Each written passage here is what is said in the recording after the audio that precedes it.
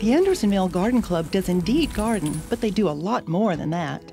Committed to sharing the area's history, in the 1960s they built a replica of Thomas Anderson's mill on the land where he ground corn 100 years before. They operate the public venue through sales of their own stone-ground corn and handmade gifts.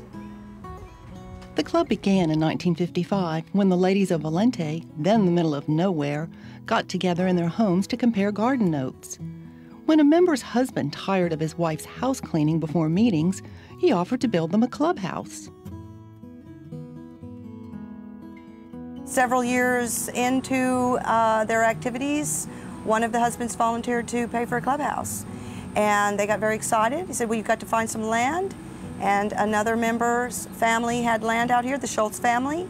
So Mr. Robinson paid for the clubhouse to be built, and the Schultzes gave the land, and we've been here ever since. On the land once owned by Thomas and Lucy Anderson, members from across Central Texas gather at the clubhouse.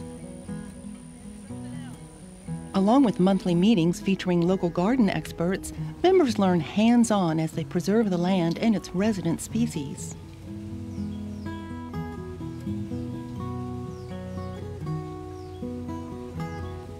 They maintain structured beds near the clubhouse, adding new ones designed to attract butterflies.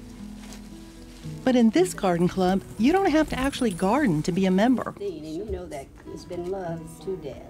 It is just fraying. Not everyone was interested in gardening. Some of us garden, some of us quilt. Everybody was interested in a different activity.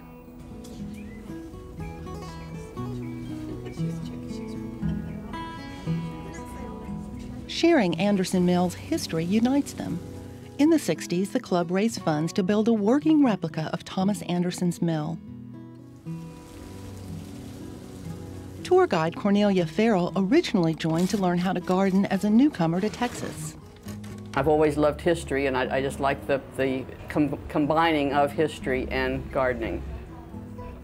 The members of the club decided to build a replica of the mill. The original one had been long gone, and they had named their club after the Anderson Mill that had been such an important part of the area. So they decided it would be nice to build a replica of it so that the people could come and see it and see what the original one had looked like.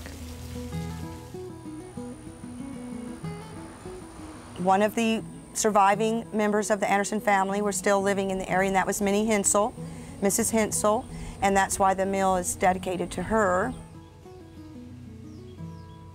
Unlike in Miss Minnie's youth, when she delivered mail on horseback, the replica is electrically driven.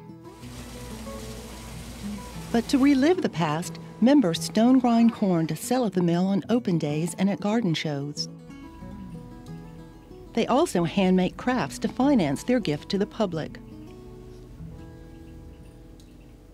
The club invests their revenue using the interest to pay for everything from electricity to maintenance. Every year they hand sew a quilt to raffle for college scholarships in support of local students. On the fourth Sunday from March to October, the club opens the grounds to the public. Passing along history through its everyday life is what gardening's all about as well. Each flower and tree bears a legacy to remind us of those who exclaimed upon their beauty long ago. And through their club, the Anderson Mill gardeners have discovered what truly bonds the centuries. Do we have to listen to this story again? Whether it be quilting or whether it be grinding corn or making homemade soap, it's always a lot of fun getting together with ladies that have something in common.